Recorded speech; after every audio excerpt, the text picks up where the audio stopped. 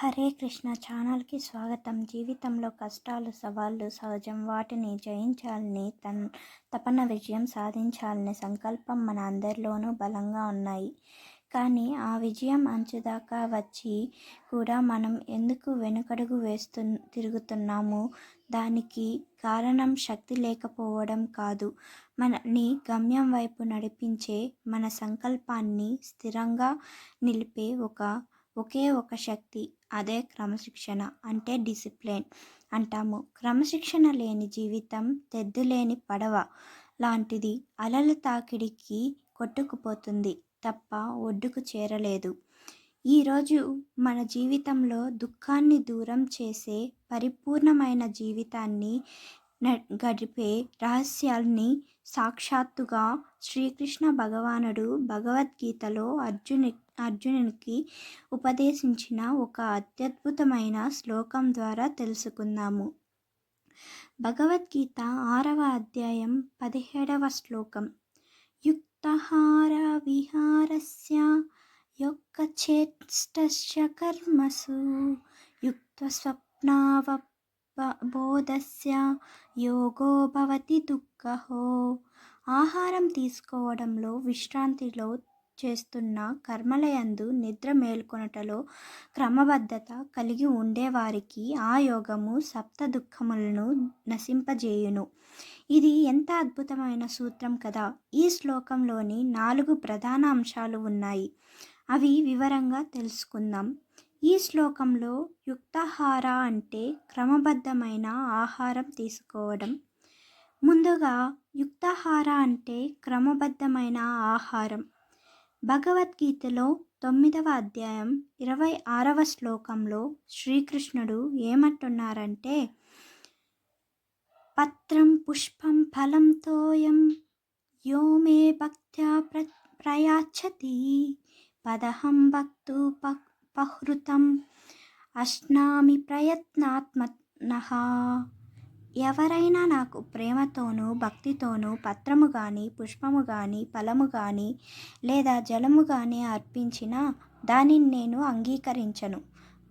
అంగీకరించును అని అంటున్నారు. అంటే భక్తితో ఎవరు పత్రమైన, పుష్పమైన, ఫలమైన, నీరైనా నాకు అర్పిస్తే స్వీకరిస్తాను. పవిత్రమైన ప్రసాదాన్ని మాత్రమే తీసుకుంటారు. దేవాలయాల్లో లేదా ఇంట్లో కృష్ణుడికి పండ్లు, కూరగాయలు, పాలు మొదలైన సాత్విక ఆహారాన్ని అర్పిస్తారు.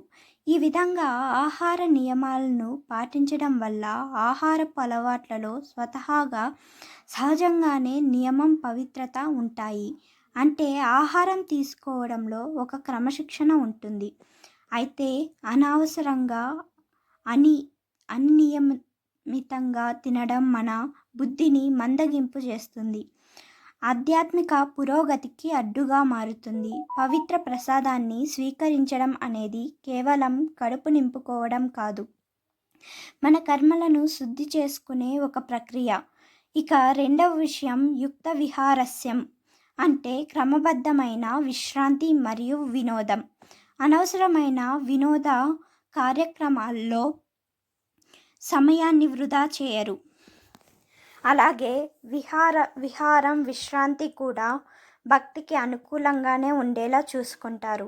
అనవసరమైన లోక వ్యవహారాల్లో పాల్గొనకుండా కీర్తన, భాగవత పఠనం వంటి వాటిని విహారంగా భావిస్తారు. నిరంతరం కృష్ణుని స్మరించడమే వారికి అతి ఉత్తమమైన విశ్రాంతి. అంటే టీవీ చూడకూడదని కాదు, గంటల తరబడి విలువైన సమయాన్ని వృధా చేయకుండా మన మనసును కృష్ణుడి వైపు మళ్లించే పనులలో నిమగ్నం కావాలి. ఇక మూడవ విషయం యుక్తచేష్టస్య కర్మసు అంటే కర్మలయందు, అంటే మనం చేసే పనులలో క్రమశిక్షణ, పద్ధతి ఉండటం. కృష్ణ చైతన్యంలో ఉన్న వ్యక్తికి తన పని దేవాలయానికి సంబంధించి ఏదైనా లేదా భౌతికమైనదేదైనా ఎప్పుడూ తన కర్మలయందు క్రమబద్ధత ఉంటుంది. ఏ పని చేయాలన్నా అది భగవంతుని సేవగా భావించి దైవ కార్యకలాపాలను చేసుకుంటూ నిద్ర, ఇతర అవసరాలకు సమయాన్ని కేటాయిస్తారు. భగవద్గీత 3వ అధ్యాయం 9వ శ్లోకంలో శ్రీకృష్ణుడు ఏమంటున్నారంటే, యజ్ఞార్థ యజ్ఞార్థత్ కర్మణోన్నత లోకోయం కర్మ న బంధనః తదర్థం కర్మ కౌంతేయ ముక్తసంగః సమాచర. మనం చేసే ప్రతి పనిని కృష్ణుడు ప్రీతి కోసమే చేస్తున్నామని భావిస్తే ఆ కర్మలు మనల్ని బంధించవు. అది ఎంత పెద్ద పని అయినా, ఎంత చిన్న పని అయినా నిబద్ధతతో పూర్తి చేయడమే క్రమశిక్షణ. అలాగే 4వ విషయం, చివరిగా అత్యంత ముఖ్యమైనది, యుక్త స్వప్నావ బోధస్య అంటే నిద్ర మేలుకొనుటయందు క్రమశిక్షణ. చైతన్యవంతుడు తాను కృష్ణ సేవను నిర్వహించుటయందు ఎప్పుడూ కూడా జాగ్రత్తగా ఉంటారు. అందువలన అనవసరంగా నిద్రపోవడానికి ఎక్కువ సమయం కేటాయించడు. తక్కువ సమయం నిద్రకు కేటాయించి కూడా కృష్ణ సేవలో నిమగ్నం అవ్వడం వలన అతని జీవిత భౌతికమైన విశ్రాంతి అవసరం లేదు. కాబట్టి సాధారణంగా భక్తులు రోజుకు కావలసినంత సమయం మాత్రమే నిద్రపోవడానికి ప్రయత్నిస్తారు. ముఖ్యంగా తెల్లవారుజామున బ్రహ్మముహూర్తంలో అంటే 3:30 నుంచి 5:30 వరకు నిద్ర లేచి మంగళహారతిలో పాల్గొని హరే కృష్ణ మహామంత్రాన్ని జపించడం వారి దినచర్యలో ముఖ్య భాగంగా ఉంటుంది. ఈ శ్లోకంలో దుఃఖః అంటే ఈ 4 సూత్రాలను యుక్తాహార, యుక్త విహార, యుక్త చేష్ట, యుక్త స్వప్నావ బోధ సరిగ్గా పాటించినప్పుడు ఫలితం ఏమిటి అంటే యోగ భవతి దుఃఖ అంటే ఈ ప్రపంచంలో ఉన్న సమస్త దుఃఖములను నశింపజేస్తుంది. కాబట్టి మనం మన జీవితంలో ఎంత కష్టపడినా లోపల ఒక అసంతృప్తి, దుఃఖం, భయంతోనే ఉంటాయి.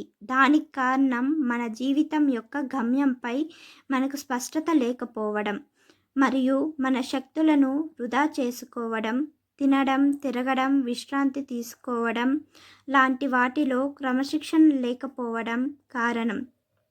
కృష్ణుడు ఇక్కడ చెబుతున్న యోగం అంటే కేవలం ఆసనాలు వేయడం కాదు, కృష్ణుడితో మనకున్న సంబంధాన్ని అర్థం చేసుకోవడం, భక్తిగా జీవించడం. మనం ఈ 4 అంశాల్లో క్రమశిక్షణ పాటిస్తే మనకు దుఃఖాలు దూరం అవుతాయి. భగవద్గీత 5వ అధ్యాయం 29వ శ్లోకంలో కృష్ణుడు ఏమంటున్నారంటే, భోక్తరం యజ్ఞ తపసాం సర్వలోక మహేశ్వరం. తానే అన్ని యజ్ఞాలకు, తపస్సులకు భోక్తను అని చెబుతున్నారు. అన్ని లోకాలకు మహేశ్వరుడు అని ప్రకటిస్తున్నారు. ఈ సత్యాన్ని మనం గ్రహించి ప్రతి కర్మను కృష్ణ సేవగా చేస్తే మనకు దుఃఖం ఎక్కడి నుండి వస్తుంది? రాదు కదా. నిజమైన విజయం అంటే బ్యాంకు ఖాతాల్లో డబ్బు పెరగడం కాదు, మన మనసులో శాంతి పెరగడం, కృష్ణుడితో మన ప్రేమ బంధం బలపడటం. కాబట్టి ఈ రోజు నుంచే చిన్న చిన్న క్రమశిక్షణలను మన జీవితంలో పాటించడం అలవాటు చేసుకుందాం. నియమిత వేళకు నిద్ర లేవడం, నిద్రపోవడం, ప్రసాదం మాత్రమే స్వీకరించడం, మన కర్మలను శ్రద్ధగా పూర్తి చేయడం, ప్రతిరోజు కొంత సమయం హరే కృష్ణ మంత్రం జపం కోసం కేటాయించడం. ఈ క్రమశిక్షణ మన జీవితంలోని సమస్త దుఃఖాలను నశింపజేసి శాశ్వతమైన ఆనందాన్ని, విజయాన్ని ప్రసాదిస్తుంది. మీ జీవితంలో మీరు పాటించాలనుకుంటున్న ఒక క్రమశిక్షణ గురించి కామెంట్ బాక్స్లో తెలియజేయండి. హరే కృష్ణ.